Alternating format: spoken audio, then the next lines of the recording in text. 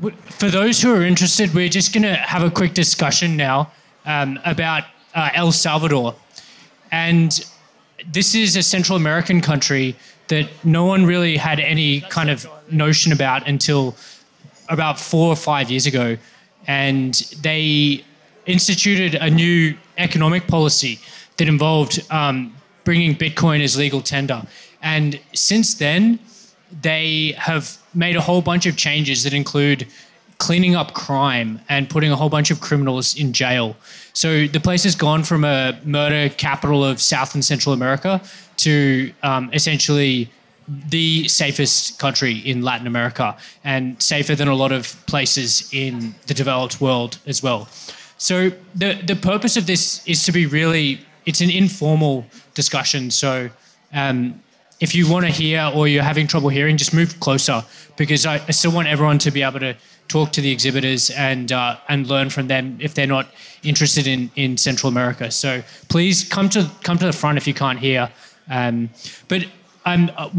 I've got here, the special guest next to me is Kiera Lea. Now she's a quantum and circadian practitioner who we've been in touch online, but we met up in person in El Salvador. And the reason why I brought her on is because she has been involved in the decentralized health movement, and she's also got her own unique story that I guess led her to that country and led her to us essentially being to meeting. So I'll give the microphone to her to explain a bit about her story and how she got to where she did, and then we're happy to take some questions from you guys about anything to do with decentralized health, El Salvador, and the like. So give a warm welcome to Kiera.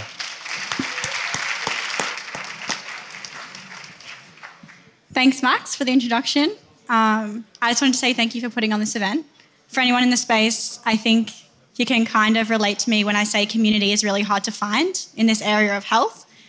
There's alternative health, and then there's crazy, and then there's quantum biology. So I'm very thankful to have met Max in person, and everyone else, Jalal, Pran. The community is what makes this space so incredible. And so Max has asked me to share my story, and yeah, it goes a little something like this. So I grew up in rural Kulula Coast with my family on a cattle farm. I was pretty much living circadian aligned my entire life, but just didn't know that I was being circadian, if that makes sense. So feet always connected to the earth, always outside on the weekends. My mum basically locked us outside. We weren't allowed to come inside until it was dark. If we were thirsty, we would drink water out of the hose, and we would eat fruit off our trees. Our neighbour grew our beef, so eating hyper-local and hyper-seasonal all the time. And then I finished school. I did very well in school, and I decided I was going to study a Bachelor of Psychological Science. I then went on to do registered nursing. And I got to the end of that, and lo and behold, COVID happened. And so I was so close to having that degree, having that, I guess, I had my identity in being a nurse. And I could see the house, I could see the stability. Coming from a family where I'm the first person to go to university, that transition was very hard for me when COVID happened, and I could feel internally that wasn't the right thing to do. And for someone who wants to have children and be a mother one day, not knowing how the vaccines affected fertility, that just wasn't a risk I was willing to take. I was like, I can always put something in my body, but I can never really take that out. And so if I want to wait 5 years, I just wait 5 years. And so around this time, I actually received a scholarship to study at QUT in Brisbane. I was at Sunny Coast University. And so I also moved to Brisbane from my rural setting to do that. And I also got a job at my university mentoring first-year students. And that was great. I had a good job. I was finishing my degree. And then I got really, really sick. So I went from being probably the healthiest person in my friend group to waking up and having so much vertigo that just passing out on the floor was not uncommon for me. I went from having a photographic memory to not even being able to remember the last page of the textbook that I was reading. My grades started to slip. My mental health started to slip. And I was really asking for help. How can I heal myself? What has happened in my life? Why am I so sick? And so I reached out to my university peers, the faculty organisers, the brightest and best at my university in the field of health, and all they told me was to go vegan. Yeah. And any guess how that went? I actually got worse. So everything just that I thought was bad just got immediately worse. The brain fog got worse, the vertigo got worse, all the things. And then just randomly I came across the work of a gentleman named Corey, and he's an acupuncturist from the States. And I think I had put up a story on Instagram, and I just said, does anyone know a good alternative healthcare practitioner in Brisbane? And he said to me, Kiera, what's wrong with you? Told him my symptoms, and we had been friends for a while because we both loved health. And he said to me, Kiera, it's not you that's sick, it's your environment. And I stopped and I thought, what is this gentleman on about? Because I've spent 5 years at university and I know everything about health, and my environment couldn't possibly be making me sick. And he said to me, Kiera, what I want you to do is I want you to open those windows on your 19th story apartment building, and I want you to watch the morning sunrise. And please, please turn off your Wi-Fi at nighttime. And I thought, this gentleman's crazy, but I'm so sick that I'm going to give anything a go. And so I turned off my Wi-Fi, I started watching the sunrise, and I got immediately better. Within 3 days, I was waking up with energy. I was able to sleep soundly through the night and not wake up. And I felt like my lust for life was actually back. And I had hope for the first time in 9 months of chronic pain that things were going to get better. And so I immediately became obsessed with quantum and circadian health. I think anyone in this space knows the work of Dr. Jack Kruse. His message is so, so important. And it really needs to be spread through the work of everyone here today. So I urge you, even if there's just one person in your life that you just mention quantum biology, just light that spark for them, please do so, because that person could be me. And so I started studying decentralized for 3 years. So what led me to that was the COVID situation that had happened. I had the decision to get vaccinated, to continue my nursing to graduate, or step into the unknown. And so I chose to step into the unknown. I moved back to my rural area. My health continued to thrive, and I studied decentralized. And so what does decentralized study look like? Well, I just had the opportunity to make that up, really. And so I printed out journal articles over here, and I had website, blog posts like on my wall over here. I had my old university textbooks stacked here, and that's what I did. I was at university for 3 years, and it was a University of Quantum and Circadian Biology that doesn't exist yet, but hopefully I can make that and bring that to the people. And so what led me to actually becoming a clinician was I was shopping in the shopping centre one day, and I came across one of my old university lecturers. She said, "Oh, Kiera, how are you?" Like she had seen a ghost. I don't think she really wanted to see me, to be honest. And I said, "I'm really good, thank you. How are you?" And she said, "Not so good." And I said, "What's wrong?" She said, "My health is really declining." And I said, "Okay, what's your symptoms?" She told me all the symptoms, vertigo, chronic fatigue. And I said, "You should give me your email and I'll send you a protocol and maybe it'll heal you." She emailed me back 3 months later and said she was completely free of all symptoms after 5+ years of struggling with her health, 1 year of chronic disease. And that was the first time that I practiced decentralized, and that was the start of Kiera Lea Wellness. Today, I am a circadian, lack of a better word, a circadian and quantum clinician and educator. And I believe that the future of healthcare is education, that we no longer need to rely on centralized systems that tell us what's better for our health, how our biology works, because quite frankly, these notions are created from outdated textbooks that no longer serve the people, and it's been captured by the pharmaceutical industry, which if you're here today, I think that's not a phrase you wouldn't have heard before. And so, yeah, I work with clients across the globe, and that's my full-time job today. I feel extremely blessed that this has been my path. And, yeah, I'll leave it open to you guys now. Thank you, Kiera. Amazing story. And, yeah, the power of self-knowledge and self-education is immense, and it's all there. So amazing that you were able to take that initiative, and now you're here doing this. So anyone have any questions? And maybe specifically about El Salvador, or specifically about Kiera and her journey, please let us know. Yeah. Where's Ian? He's got the microphone.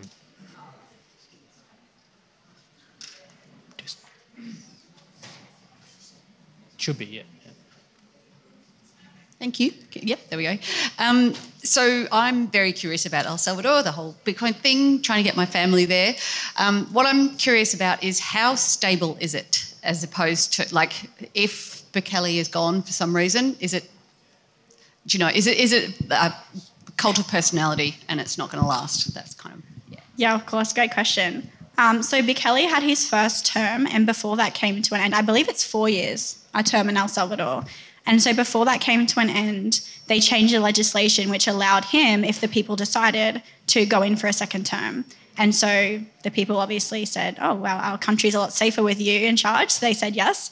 And so he's currently in the start of his second term. So he has another 4 years in-house.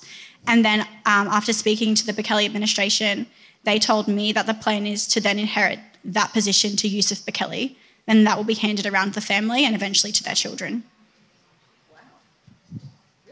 So, I mean, it's an interesting situation because the amount that he's been able to do is truly remarkable. And, I mean, it gets into deeper questions about political organisation, and maybe the benevolent dictator is a way of turning your country from the absolute rubbish bin of Latin America to an incredibly forward-thinking, safe place. So it's a very, very important question, and it remains to be seen.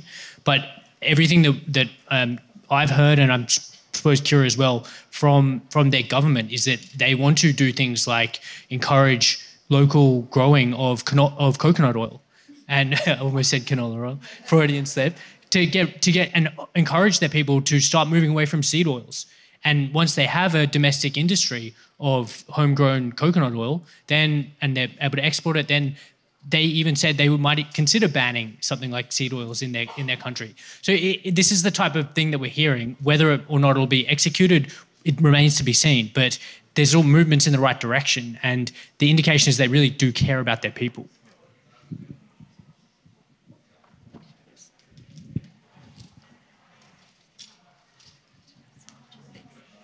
I just wanted to hear more about Jack Cruz setting up a chronic health hospital of sorts. Is there any more news about what's happening there? Yeah, of course. And this is being a nurse and wanting to finish my degree as well. This was one of the biggest questions I had for him. And I personally had a conversation with Chantel about this. And so, who's his wife? So Chantel's his wife, and also his nurse. And so from what they told me, the centralized, version of healthcare still remains very much the same. But there are people investing, such as ex-owners of Twitter, such as wealthy Bitcoiners, in a decentralized hospital, which will be serving those that can afford to use the facilities. So that's the starting point, I think. And they've chosen El Salvador because they have the laws and the infrastructure that's being built to allow them to do that. Whether that's actually going to happen, I think yes. I've seen the start of the plans for that. Something else that's really cool, actually, that you might be interested in is El Salvador's version of decentralized science. Do you want to talk about that? Yeah. So if you know the system, you kind of know it's broken in the fact that we rely on textbooks which are built upon peer-reviewed journal articles, right? The holy grail of science. And so to actually establish a peer-reviewed journal article, you have to have someone fund the science. And then not only that, you have to recreate that multiple times and then put that to a board that deems that your idea is valid to then change the textbooks in the way that our doctors are trained. So something that really stands out to me as a big problem is the fact that there's so much bias in the studies that are being done, because the studies that are being done are being used to show that pharmaceuticals are safe and effective, right? And so if we want to conduct studies that, let's say, sun lowers, eating carbohydrates in the sun lowers your blood glucose levels by 30%, as opposed to eating it indoors under LED lighting, who's going to fund that study if there's nothing to sell the people but tell them to get outside? I mean, if the sun had money, maybe they'd fund it. But unfortunately, the sun doesn't have a say in that. And so Jack Cruz and his team have said, okay, this is a big problem, and how are we going to fix it? Because in order to change things globally, El Salvador's a starting point, but they really want to change the systems globally.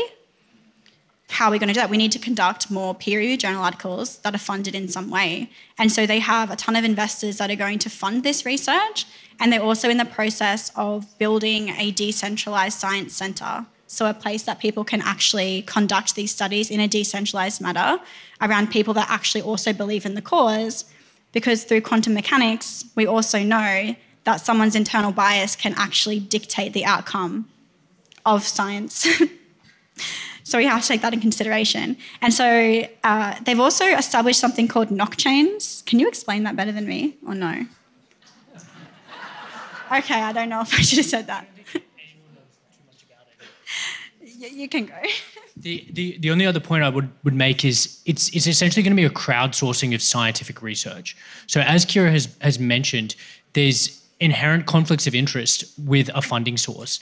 And we know this from pharma studies where you can look at results of drug company funded research, whether it's antidepressants, SSRIs, whatever it is, and you compare that to publicly funded research, and there is an inherent bias. And the amount of negative findings, so findings that have shown no benefit from drugs that simply got put in the bottom drawer and never see the light of day, that is another problem. That's called publication bias. So the idea of a decentralized funding model is simply to allow people and private investors to fund research that needs to be done that isn't able to be funded. And that is the work of, say, Dr. Gerald Pollack, who Jalal mentioned recently, who is the world's preeminent water researcher and who I'm going to talk about soon.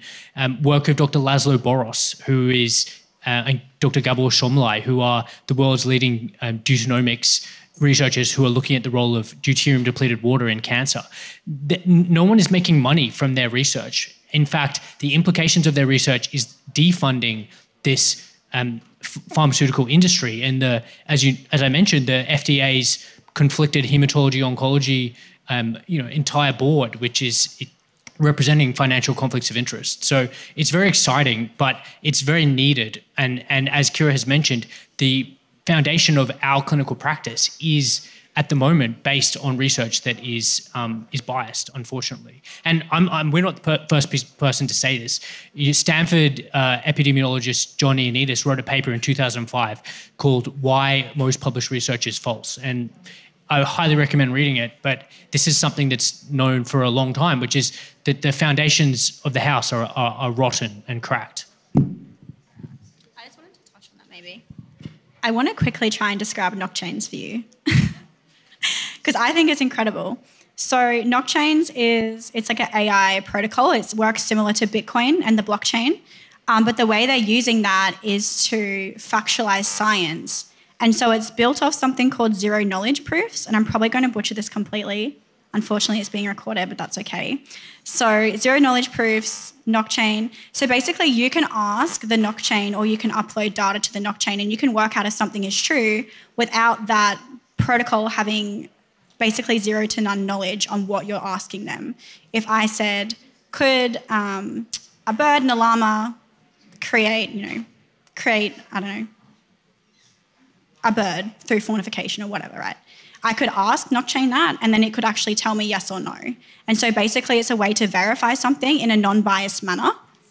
And through what I've heard, this is a way that they can actually deem a lot of peer-reviewed journal articles in the centralized system as non-factual and not true because the blockchain is not biased. It's purely built off zero knowledge proof and it's built in a way that no one can actually manipulate or their background, because we all have different backgrounds, we all have different biases, can't influence the outcome of what is deemed to be true or not. And so that's something that's going to be implemented utilising the science that they've conducted to level out the playing field, right? Because you feed, let's say we feed ChatGPT, we ask ChatGPT a question, is cloud seeding real? And then the information that we fed ChatGPT is centralised data. It's going to make its decision based off that centralised data. Whereas if we fed it decentralized and centralized data, it would actually take that and then work out what is actually true. And so I'm not sure exactly what that looks like or how that's going to be used, but I think it's so fascinating. And if you have time to research it, please do, because if you're into mathematics, it'll kind of blow your mind the way that it works. And I also wanted to touch on the funding issues as well. So I've interviewed Dr. Gerald Pollack, and it's actually quite sad. So let's take the science out of it completely and just talk people to people. These people, these researchers, have dedicated their entire lives to studying something incredible. Dr. Gerald Pollack, let's just talk about him for a second. He left what he was studying when he came across the work of Gilbert Ling because he knew that Gilbert Ling wouldn't be able to finish his work before he passed away. And so he carried on that legacy. And now he spent his entire life on the hunt for something magical to bring magic back to the world and to science and to health again. And he had that intention, it was so strong, and so he uncovered that magic in water. But now, because there's no one to fund his studies, he actually isn't having the money that he's needed. His lab is struggling to find the funds to conduct the research to prove his theories. And that is a result of centralized systems. And so imagine for a second being that person. You know, he's like 70 years old, I think, spent his whole life studying just to struggle to get funding to prove his whole life's work. It's super, super upsetting. And so for us, we need to support him. We need to support his work through podcasting, through social media, even just through sharing his work and his knowledge. You're helping him spread his message. And so I just wanted to put that out there because it's something that I felt very deeply when I met these people. And it's definitely a big issue because we can talk about things on a whole scale and how it's affecting us in a global context. When we bring it back to the individual, it makes it real. It makes it very decentralized.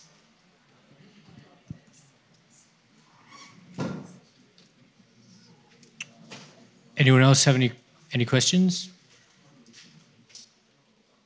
And look, to the point about this decentralized funding, you can just imagine, I believe it was in the 1800s, Ignaz Semmelweis, who was the pioneer who discovered that it was necessary to clean our hands before essentially doing a obstetric delivery to prevent infectious complication.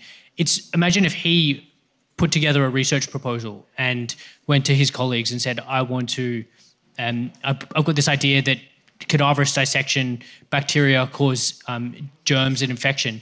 And, they laugh him out at the door. So if you ever need reason to think about how important these types of unbiased scientific funding is, you can just appreciate that the amount of inertia needed to change a scientific paradigm is so enormous. Thankfully, it's lowering now with this connectivity and the decentralized existence through social media and all the rest that we have access to. But there's still massive inertia, and doing this primary funding is so important. So, as Kiera mentioned, what would be exciting to know is let's get 60 people. Let's put continuous glucose monitors on all of them. Let's put half of them under blue light. Let's put half of them in the sun. Let's feed them the same diet, and let's look at the difference between their glycemic response. Let's quantify how much blue light is affecting metabolic health. That is just one of the millions of possibilities of research questions that we could ask that I think are incredibly interesting. Pharma would never fund, but would fundamentally change the way we practice as clinicians. Cheryl?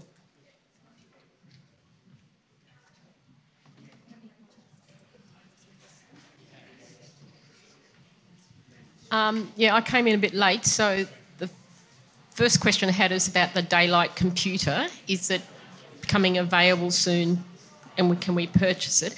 But the other question on what you're talking about funding or crowdsourcing. If we're interested in the work that you're doing, Max, and I watch all your podcasts and everything, is there a one-stop shop that we could crowdsource and donate to, such that you guys who know where it needs to be spent can spend it, like one central spot? Anything like that you know of? It's a good question. And Dr. Gerald Pollack is setting up something. Obviously, Dr. Jack Kruse is setting up something.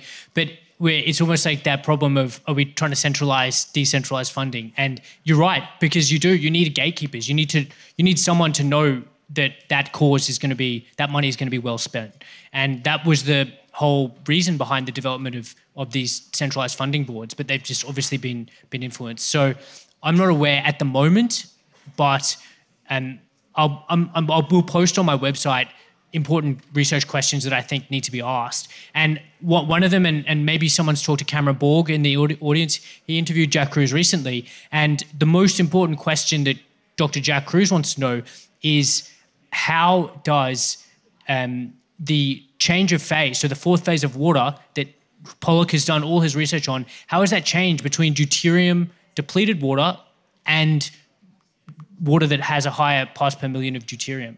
Because that is relevant to how the water in our mitochondria and in our biology is going to function. This is one of the most important questions in the world, and no one is funding it. It's incredible. And the fact that we know so little, or we're only now beginning to know more and more about water, which is such a fundamental part of life and biology. maybe Kiera can add some input on the funding question, and then we should ask Tristan about the daylight computer. Yeah, of course. I think that's a great question with the funding. It's definitely something that's being set up. Like, it's actually really cool, and for all you guys to be here, this movement is just, as Max said, it's a snowball that's going to turn into an avalanche. And so well done to all of you for being the founding members of this movement, because it's truly incredible.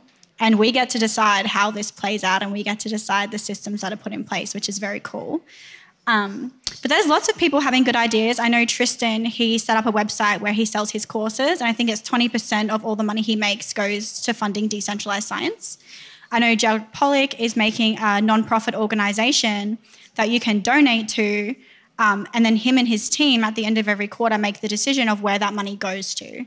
So there might be 6 people around the world saying they want to study the effect of deuterium on the structuring of metabolic water, and then he'll pick which 6, okay, go ahead, and then we'll fund your studies to do that.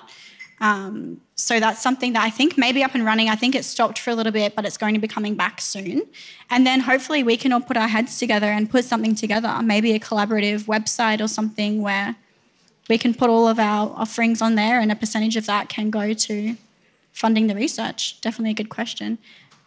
I mean, I want to know, if I had research funding, I would take a selection of seed oils from the supermarket and I would test them for their deuterium level. Like that is one that we need to know this. And you can simply put together a food pyramid based on the deuterium content of oil and foods. So, I mean, this is the type of data that we need and would help, and it'd be a decentralized approach, completely the opposite of what I was talking about, in my first presentation. So there's endless possibilities. I want to talk to this as well. Just quickly as well, so Gerald Pollock's lab costs $1 million a year to run. And the way that the centralized system has set up the way laboratories need to run is actually by design very expensive. So you need a lot of money to run them. But me, after interviewing Gerald Pollock, I'm like, okay, and I asked him the same question. I was like, have you done your studies, but with deuterium depleted water, and why haven't you? He said, well, I don't have the funding. And I'm thinking, we asked Jack Cruz this, and he said, oh, Gerald Pollock, all he needs to do is just do it himself. It'll take him 10 minutes. And so it's like, that actually is true. And so we can actually make these studies very affordable to be completed, but that creates just such a big decentralized movement to come to fruition. And I think we'll see that in the next few years, which is really fun and exciting. But then again, I think that this data is only going to affect us in the decentralized sense. It's not going to affect the centralized system, because they will still have their protocols and the way that they like things done to be able to be accredited by the boards. And so it's really cool. Like, something I'm doing with my team is I sent out a few water samples to test deuterium levels through all different parts of Australia, and then they'll send their data to me, and then I'll post those for my members on my site. So that's kind of like a decentralized crowdsourcing, if that makes sense. My members pay me $15 a month. I put that money to do the work that goes back to give them the knowledge. So we'll see things like this pop up here and there, which is really cool. Should we get Tristan to come talk about daylight? Yeah. Do you want to get him? Tristan, do you mind coming and explaining about the daylight computer really briefly?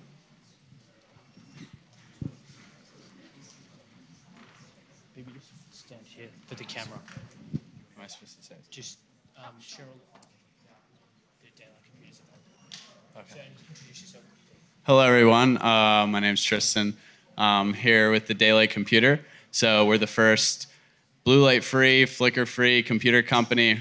Think of if Apple actually gave a shit about your health and sovereignty. That's what we're trying to do. So we are available for pre-order right now. Our tablet is the first product, and we're launching to the public end of next month, and we'll begin shipping in June for the first batch, which is mostly sold out already. But yeah, really excited to be down here and penetrate the Australian community. It's very in line with everything here at Regenerate. So if you're interested, I have some demos over in the corner, and yeah, happy to answer any questions. And I think a daylight computer, so a computer that doesn't emit blue light, needs to be everything, any primary school, any secondary school, any contact of young people with essentially neocortexes that haven't finished myelinating, who are incredibly sensitive to non-native electromagnetic fields. They need to be using a computer like this. And obviously I'm not being paid to say that, but the gulf between what we're doing now with the circadian unfriendly technology compared to what is possible is immense. And I really suggest people listen to my episode with Tristan and Ange and Cutter, the founder of Daylight Computer, to understand how potentially groundbreaking this could be. We might take one more question and then another little break before we recommence.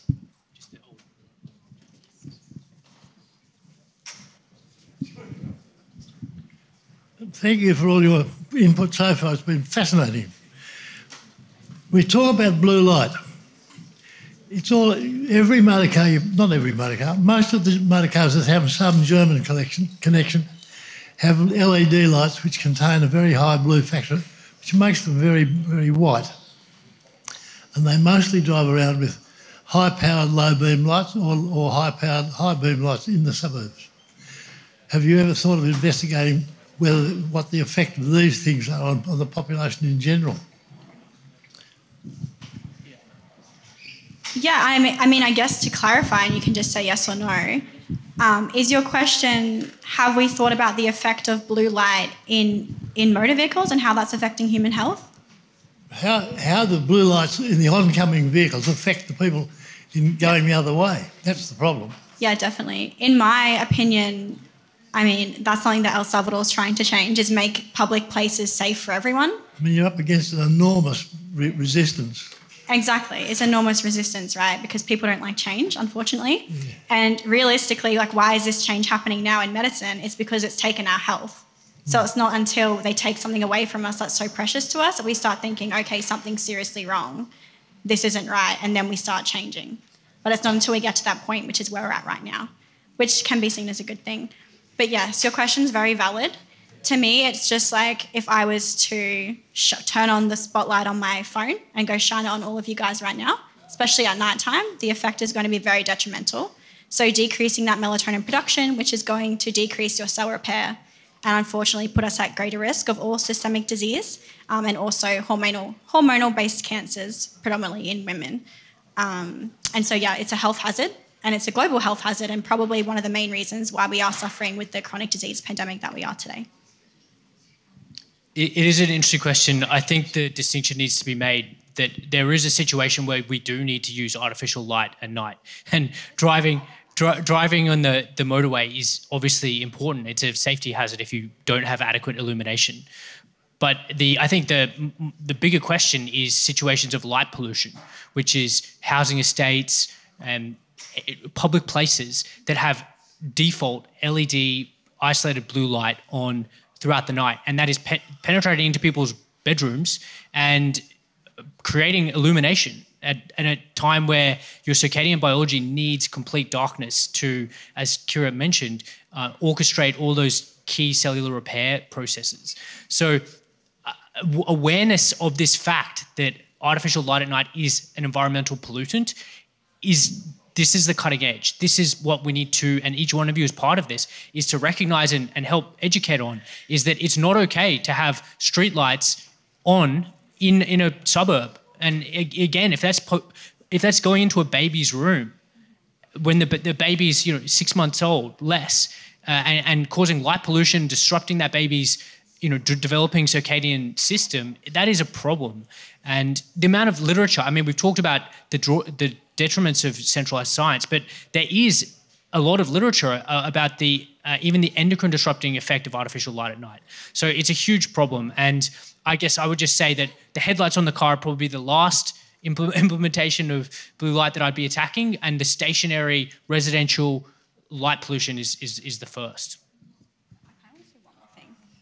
And that's a big problem as well. And that's why we have so much pushback on the blue light issue, because there is, and I know if you're all sitting here, you've seen all the peer-reviewed journal articles that state that artificial light at night puts you at risk of all of these kinds of crazy diseases, right? It's not an if or maybe. It's like, yes, it does cause systemic disease. It does cause hormonal-based cancers.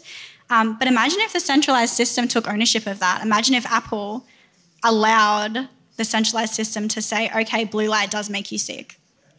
Just think about what would happen in society. Do you think that pregnant nurses would want to be working till 3 a.m. at night, doing night shift in our hospitals? Absolutely not. I wouldn't. Do you think that the people that work in our mines in Western Australia would want to be working night shifts? Absolutely not. Do you think that we would be turning on our lights at night? Do you think the electricity companies would be very happy with that? No. If we all started buying candles and literally having a $0 electricity bill? No. But our lives would probably get a lot better and we'd be healthier and a lot cheaper as well with inflation. And so it'll be a slow progression to fruition, but I do think, as we say in Australia, the cat's out of the bag, and I just don't think it's going back in. But it's up to us to educate each other and educate individuals, especially mothers and children, because their children are going to take over from us and we need them to be healthy and fit.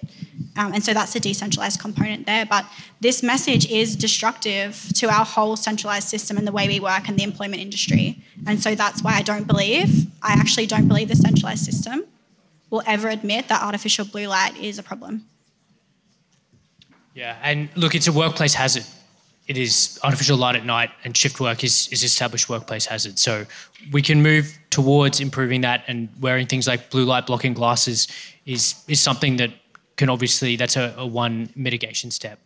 So we might wrap this up. If you guys want to have a chat to Kiera for the remainder of this lunch break, how long do we have left, Simon?